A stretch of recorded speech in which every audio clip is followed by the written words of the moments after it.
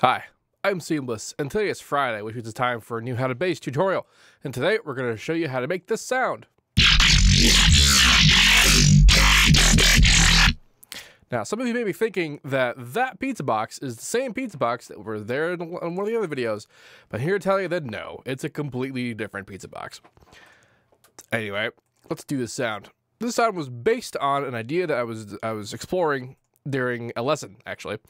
And that person who may be watching this from that lesson may note that this actually doesn't sound anything like that thing that I mentioned that might be how to bass.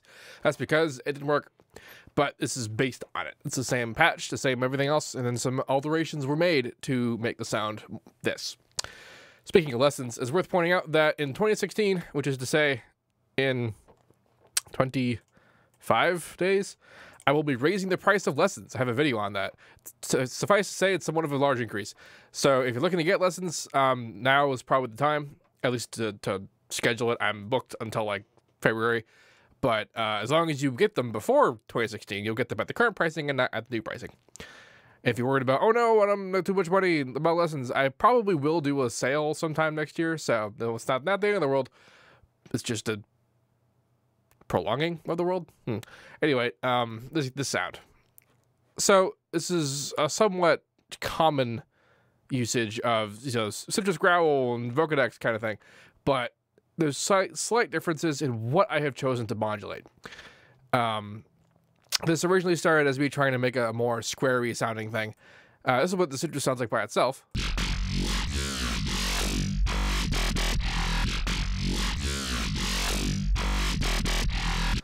Which is actually quite beefy in and of itself.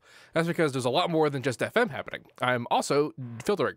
You can see that the two filters are active, and that operator 1 is going in there. Operator 5 is just a sine wave, just to kind of even it out. This is the key modulation on the volume so the higher notes aren't as loud, and then the volume on Mod X so that it's more sine wave when there's more FM, and less sine wave when there's less FM. And that's going out, and that's the only thing that's going out dry. Everything else is going through the filter. And the two filters are two band passes, and they are closing in on each other, like so. X controls this particular motion. One comes down, another one comes up. The one that's coming down is slightly higher resonance, which is to say that it has more bandwidth. It's wider. If you're unclear as to what resonance is on band pass filters, a band pass filter's resonance is just the bandwidth. And you might be thinking, oh, well, no, because in Massive, there's a bandwidth and a resonance knob, and they're two different things. That's because Massive's bandpass filter isn't actually a bandpass filter. It is a low-pass filter and a high-pass filter together, which is why, if you ever use it, you may note that if you have a high enough resonance, two peaks show up in the spectrum. That's because they're both the peaks of the high-pass, or rather the low-pass and the high-pass separately. And then the bandwidth is just how wide they are. They do technically form a single band that is passed. It just so happens that resonance and bandwidth mean two different things in an instance of that specific configuration. But in a regular actual single bandpass, resonance refers to the width of the entirety of it, which also translates into the kind of ringiness of it all. So the higher one has slightly more bandwidth, but not by all that much. And yeah, now beyond that, the Mod X controls this, and Mod Y is also on both of them, but in the same direction. And what this accomplishes is that Mod X suffices to modulate the opening and closing of the two filters together, and then Mod Y changes where the center is that it closes on. So if I were to demonstrate this, it'd be like two filters here, and then like Mod X brings them together independently, and then Mod Y determines where the center is so that you can have them come on here or you can have them come up here, that kind of thing. And I am automating the two of them separately. So we have Mod X as the sort of primary modulation, which is also controlling the primary FM. This was originally an attempt to try and make a squarey thing, as I mentioned, but you might note that I'm using fundamental tone FM. What does that mean? Well, fundamental tone basically means the term fundamental tone just means it's the same pitch as the carrier. Excuse me. So the modulator and the carrier, so that you can see how this one is actually ratio 4 versus ratio 2. In a ratio world, octaves are doubles or halves of the multiples of the fundamental, so it's because it's harmonics. So an octave higher than 2 is 4, an octave higher than 4 is 8, an octave less than 8 is 4, an octave less than 4 is 2, an octave less than 2 is 1, and that kind of thing. So I'm modulating the higher octave by the fundamental octave, and the reason for that is because I eventually turned to not making a square sounding thing. But if I reduce how much this guy is actually active, it becomes square all of a sudden. And I'm actually automating this as well. But you might note that X and Y are taken. So how am I doing that? And that is because I'm actually modulating the volume knob, this guy right there, independently of everything else. Why does that work? Well, as it turns out, and with any kind of digital FM, and actually analog FM as well, if you reduce how loud the modulator is, you reduce the intensity of the FM. So changing the volume with the modulating operator changes the intensity of FM. So I'm modulating the independent FM of operator 3 here into operator 2 by modulating its volume. That's what's happening there. I'm doing every other harmonic here because I had in my head that I was going to do a square thing. However, I forgot to note that even if I didn't do every other harmonic, because it's an octave higher, it already is every other harmonic relative to the carrier. But having done it like this, it did create extra space and more stuff for this to FM, which is causing it to have that squelchiness. Additional fundamental tone level sine wave FM creates squelchiness. You might be thinking to yourself, well, I could also do that with band plus and minus in either massive or serum. And you'd be right. However, if you ever look at an oscilloscope of what you're doing to the waveform, like if you actually look at serum, I'm going to show this to you because why not? This is just neat trivia. If I do band plus minus, and you see this happens to the waveform, this, well, specifically, like from here, like this particular motion is what, I guess I could probably find a way to force it to do that, but this is actually what sine wave FM looks like as well. A bit. You can push sine wave FM way farther than you can band plus and minus, and as well, band plus and minus are after a bit of it, they're both actually different processes, and they both have different results, but they're close enough to each other that if you didn't have access to the band plus and minus, for example, you can sort of create that effect through using FM. If like you want to use, for example, FM8 in an FX slot and FM incoming audio with a sine wave, it actually kind of accomplishes a similar effect to band plus and minus. And also the modulation oscillator inside Massive set target to phase, because phase modulation is FM, if you didn't know that. Yeah, so that's what that is. And they're both being routed in here. They're both having the filters, and that's all kind of a good time. And yeah, I have unison controlling up here. I have 5 voices. Now, the unison is creating a little bit of modulation itself. If I didn't have it on, not doing much. Turn out of it.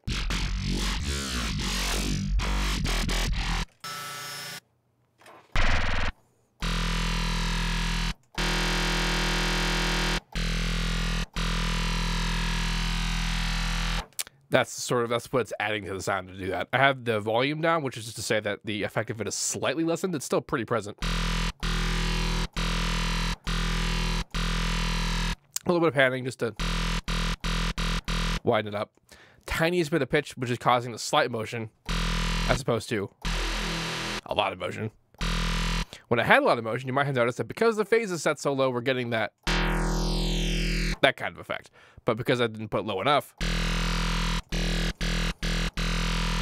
it still, does that. So we get sort of like elongated on modulation based on how long the note is being played. They're all being held the same amount, so it's sort of like, that's why I like this guy. Felt very solid for this moment, but then not so solid for that moment.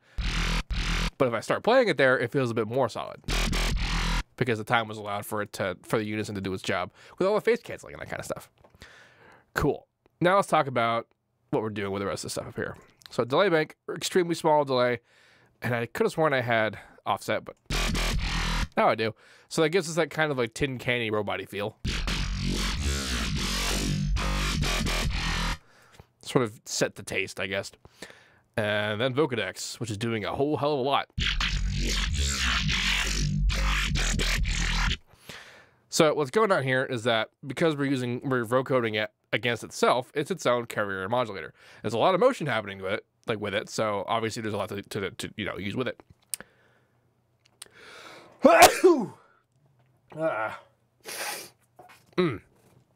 Now, so like first off, I have the release time kind of all the way off. The attack and hold is the same. I still have minimum times on, so it's not doing too much.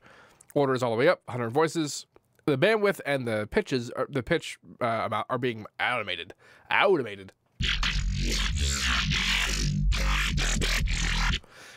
And I didn't initially want to do that, and I started doing it because I noticed that at particular points it all sounded neat, but only at certain times. So I said, well, I guess I'll move it.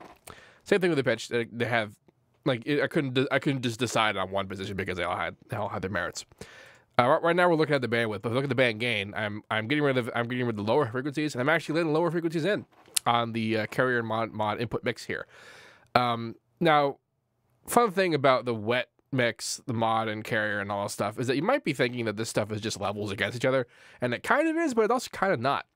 Some of it is relative to each other, which is to say that if these are all the way up and this guy's all the way up, it doesn't actually mix that well. So you have to kind of like roll back on some of them for them to actually come through the way you want to.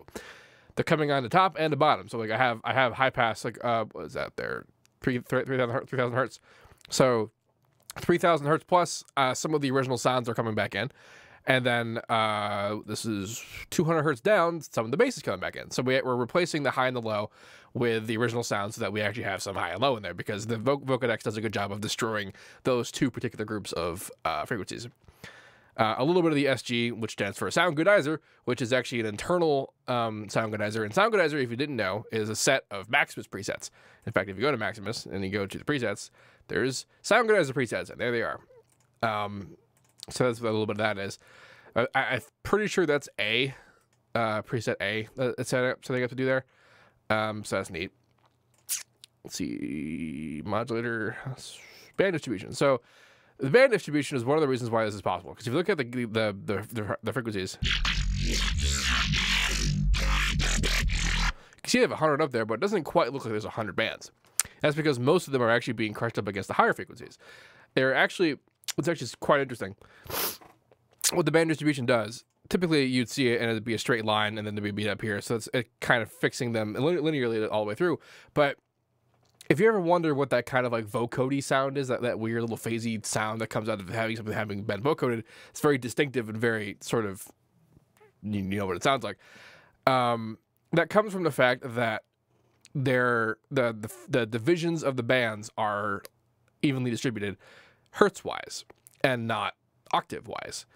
If it were octave spread, which is this almost is as a result, then that means that the lower frequencies would have less bands and the higher frequencies would have more bands.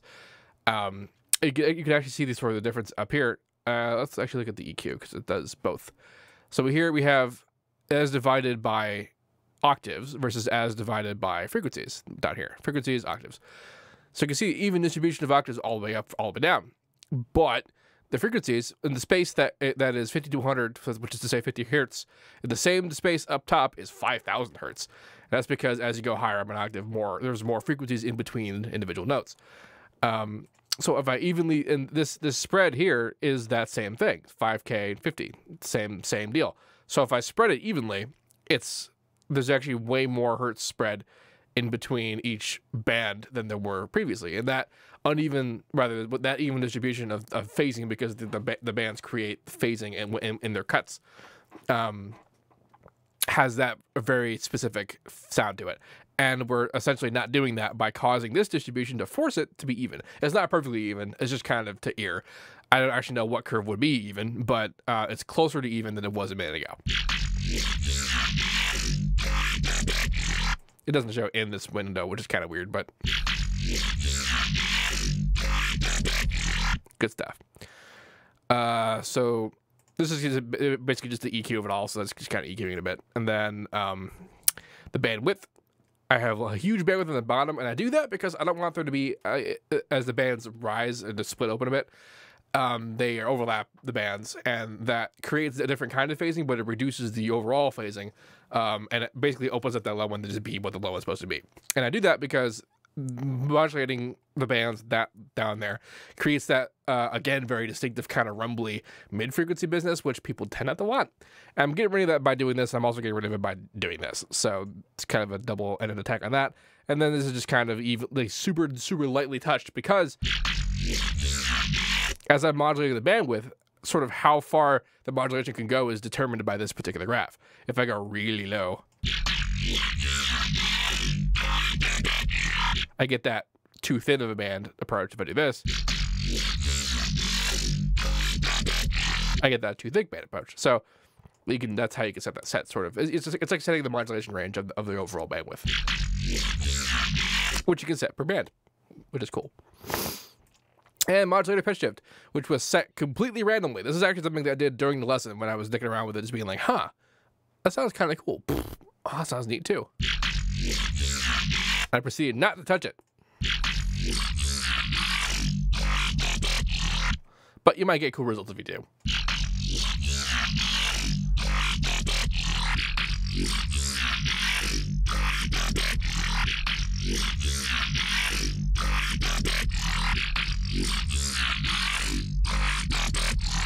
Whatever, parts that sound neat. What else? That's it for this. And then compression. Well, actually, here's an EQ. Super light touches, which is before the compression.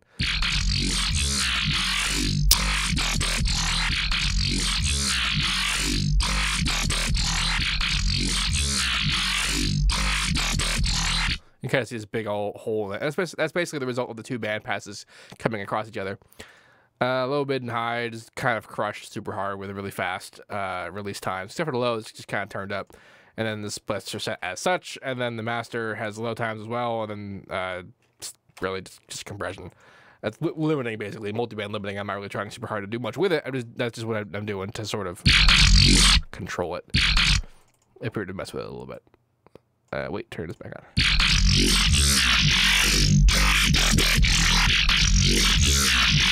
So let's talk about what all that I'm automating and what that causes, sort of what it does to things. So the main guy is the main FM plus the bandpass motion, and then this guy is the bandpass's relative center. So, like for example, this section.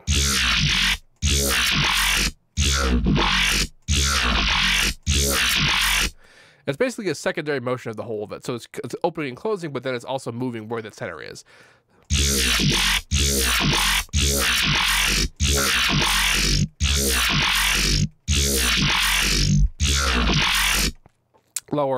Lower causes that kind of like gurgly lowness, and the highness causes that kind of that papery waspiness, which is sort of up to you to determine whether or not you want that there.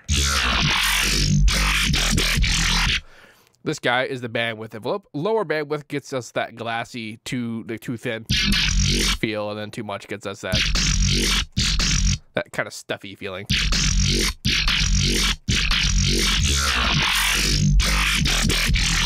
Now, either end of any of these particular automations, like this guy, just by this much, they all have sort of applications and solutions. So it's like if you get to a point and it sounds like too, like if that beginning bit sounds too like high frequency, then you would want to bring down. I mean, you could bring down the automation, but you can also bring down sort of the center of it.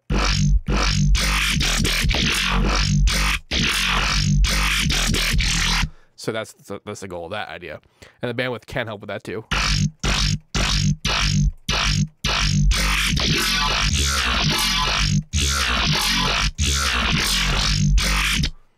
So it has extremely versatile control of the automation of modulation just with those three, and then we have these other two. So this is the modulation pitch shift envelope. So essentially, that big graph that we're messing with the pitch is one deal, and then the offset of all of that is being controlled by this guy, and that can be does this.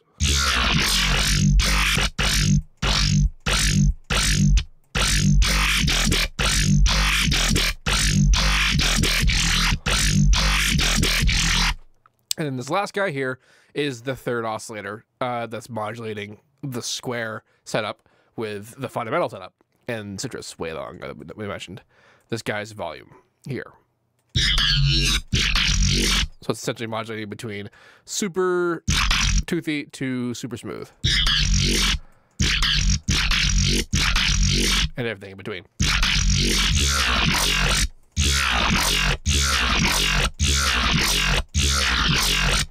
I find happy mediums sort of make more sense most of the time, but again, just like all the rest of them, it does have specific implications towards changing the modulation, in which all of it in concert gives us a super huge variety of sound, which is a lot of fun.